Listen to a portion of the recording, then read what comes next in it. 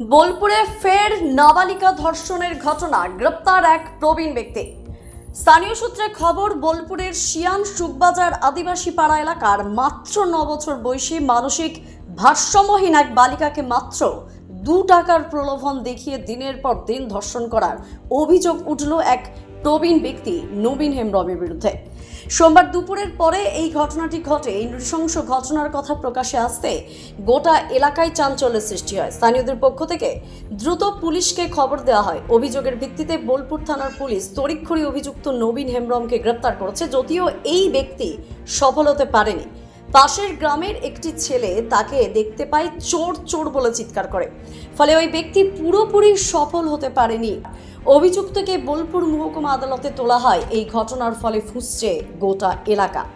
এই জঘন্য অপরাধের জন্য কঠোর শাস্তির দাবি তুলেছেন স্থানীয়রা, যাতে ভবিষ্যতে এই ধরনের অপরাধ করার সাহস কেউ না পায়।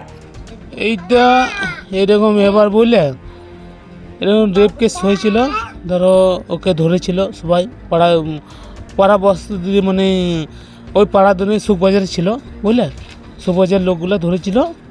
দিয়ে আমরা সব পেয়েছি। ধরো আমরা এখানে বাড়ি, এই আমার দাদা বাড়ি এখানে, দাদা বাড়ি দিয়ে আমার খবর দিয়েছিলাম। আমরা গিয়েছি বলে ওকে পুলিশ ধরে দিলাম। ঠিক আছে।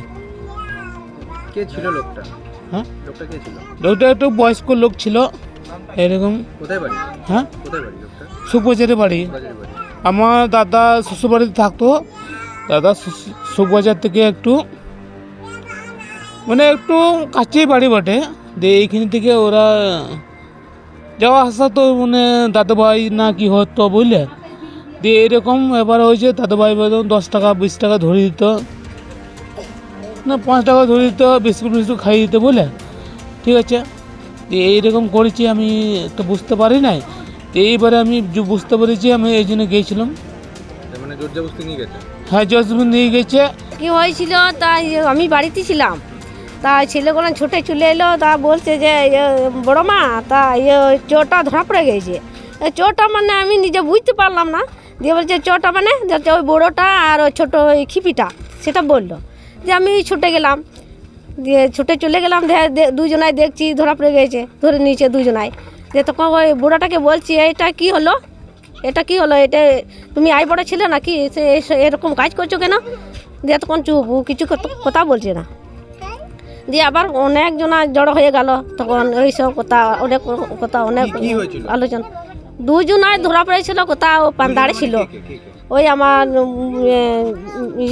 ভাইপো, আমার মেয়েটা এখন ধরে না, এখন মেয়ে আর ওই বড়োটা।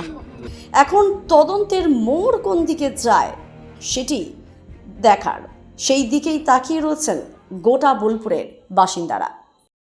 দ্য সহজ পাঠ, সহজ কথা, সঠিক তথ্য।